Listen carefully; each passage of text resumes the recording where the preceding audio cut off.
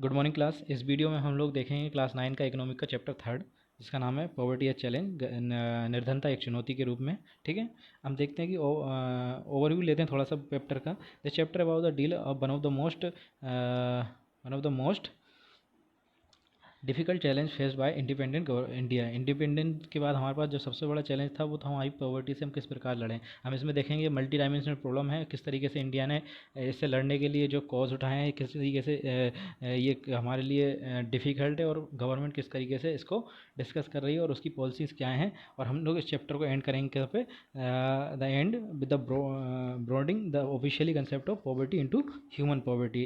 अब इंट्रोडक्शन देखो, in the our daily life हम लोग जब हमारी डेली लाइफ में हम लोग बहुत सारे लोगों को देखते हैं, अपने आसपास देखते हैं बहुत सारे लोग, जैसे कि some peoples are living in झुग्गीज they could be daily wages worker, जो डेली वेजेस वर्कर होते हैं वो। ठीक है, इसके बाद चाइल्ड वर्कर इन ढाबास, आप चिल्ड्रन बच्चे, आपने ढाबास में बच्चों को काम करते हुए देखा होगा। ठीक है, we seen the poverty all around us. हम लोग देखेंगे हमारे चारों तरफ आसपास बहुत सारे लोग ऐसे हैं जो पॉवर्टी लाइन के नीचे हैं, पॉवर्टी से बिलोंग करते हैं। We see the poverty around us. ठीक है, in fact every fourth person in India is poor, मतलब हर चौथा आदमी इंडिया के अंदर, हर चौथा आदमी गरीब है। दैट मीन्स रफली 270 millions peoples in India live in poverty. कितना, कौन सा बेटा, 2011-12 के डाटे के हिसाब से जो हमारे पास सेंसस हुआ था 2011-12 में, उस सेंसस के अनुसार हमारे पास जो है 270 मिलियन पीपल जो हैं वो आपके पॉवर्टी लाइन में आते हैं। ठीक है ना बेटा। अब two typical cases of urban society, हम यहाँ पे दो केसेस देखेंगे। एक केस क्या है बेटा, एक केस यहाँ पे 33 ईयर ओल्ड राम शरण वर्क डेली वेजेस, वो डेली वेजेस पे काम करता है। राम शरण 33 ईयर ओल्ड है, कहाँ पे, रांची में, झारखंड में। ही मैनेज टू अर्न कितना, 1500 रुपीज़ उसको मंथ मिलता है। He finds employment which is not a fun. वो भी ज़रूरी नहीं है कि रोज़ मिले आपको, ज़रूरी रेगुलर मिले। The money is not enough for sustain the family. 6 that include his wife 4 children. उसके घर में कौन कौन है, 6 लोग हैं टोटल, उसकी वाइफ और उसके बच्चे। बिटवीन द जो चिल्ड्रन है वो 12 to 6 मंथ के हैं, 12 ईयर से 6 मंथ के बीच के बच्चे हैं उसके। He had send many home to his old parents. He has to send money to, मतलब जो उसको मनी है, उसको उसके माँ बाप भी होंगे, उनको माँ बाप को भी मनी भेजना पड़ता है। ठीक है, जो रामगढ़ में रहते हैं। इस फादर इज़ लैंडलेस लेबर, उसके पापा जो थे वो एक लैंडलेस लेबर थे, तो उस हिसाब से उनका स्ट्रक्चर आप समझ पा रहे होंगे। The depending on Ram Sharan and his brother who lived in Hazaribagh in for sustenance, मतलब उसके जो भाई पे और उसके ऊपर डिपेंड करते हैं उसके माँ बाप। ठीक है, एक ही रूम है जिसमें क्राउड टाइप की होती रहती है, स्वाभाविक है। ठीक है, और उसकी जो पत्नी है his wife Shanta Devi work at the part time made. वो मेड कर काम में करती है, काम बाई का जो काम होता है वो करती है। अर्न कितना करती है, 800 रुपीज़। ठीक है, दे मैनेज मर्ज meal of dal and rice twice a day, but there are never enough for all them, मतलब उतना उनके पास हमेशा नहीं हो पाता है। Family income and earn another 300 while his 10-year-old daughter take care of younger sibling and none of the children go to school। उनमें से कोई बच्चा स्कूल नहीं जाता। they have paid 2 pairs of hand to made call, मतलब उनके पास केवल दो पेयर ऑफ क्लॉथ हैं जो कोई हाथ से बनाए हुए हैं। न्यू क्लॉथ कब आते हैं बेटा, बहुत रेयरली केस में उन्हें नए क्लॉथ मिल पाते हैं। ठीक है, shoes are luxury, younger kids are under nurseries, they have no access of health care as well, मतलब उनके पास हेल्थ केयर भी ढंग से नहीं हो पाता उनकी। ठीक है, ये एक उदाहरण है एक फैमिली का। ठीक है ना, इस तरीके से। अब रूरल वो था हमारे पास, कहाँ का उदाहरण था बेटा, वो था अर्बन का। अब यहाँ पे आता है रूरल का उदाहरण हमारे पास। रूरल देखो बेटा, Lakha Singh belonging to a small village.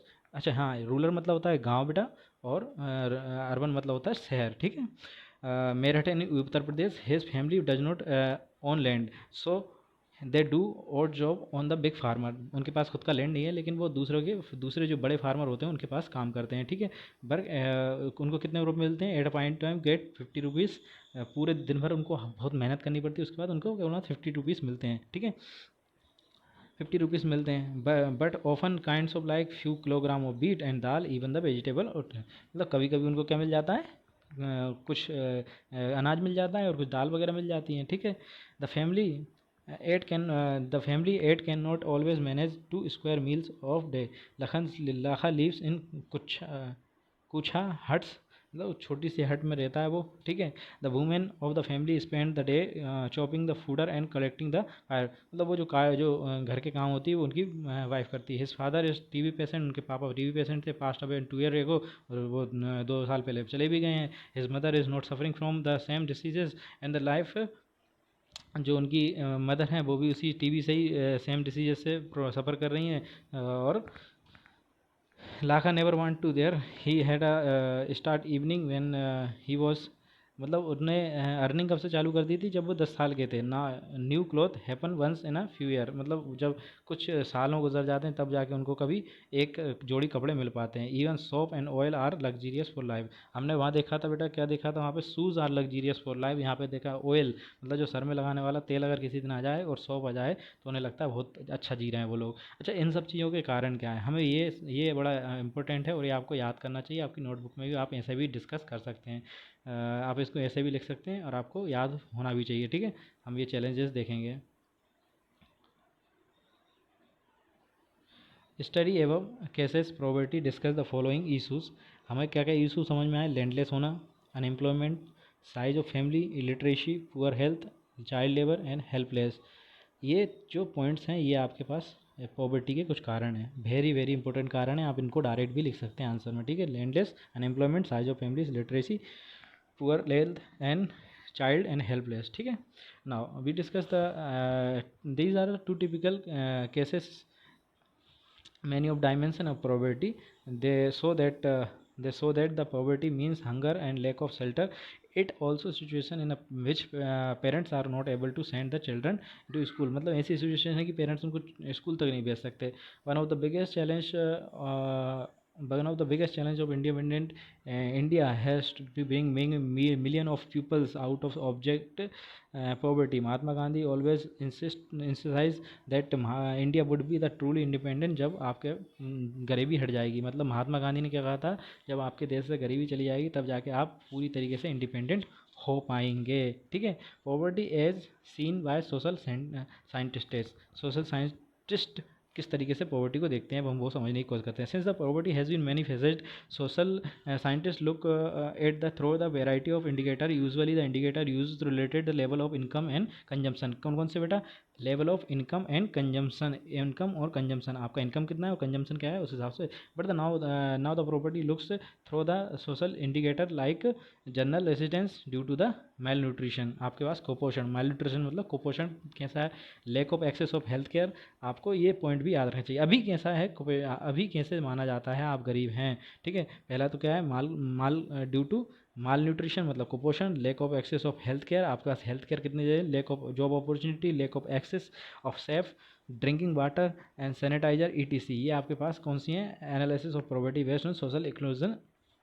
आज की डेट पे एनालिसिस इनके आधार पर किया जाता है, किनके आधार पे, malnutrition, lack of access health care, lack of job opportunity, safe drinking water आपके पास पीने को मिल रहा है कि नहीं, तो ये सब सिचुएशन है, आपके सैनिटाइजेशन हो रहा है कि नहीं हो रहा है, ठीक है। तो अब हम यहाँ तक हमने देखा इसको किस तरीके से हमारे यहाँ जो रूरल केसेस में और अर्बन केसेस में पॉवर्टी का डिफरेंट केसेस हैं।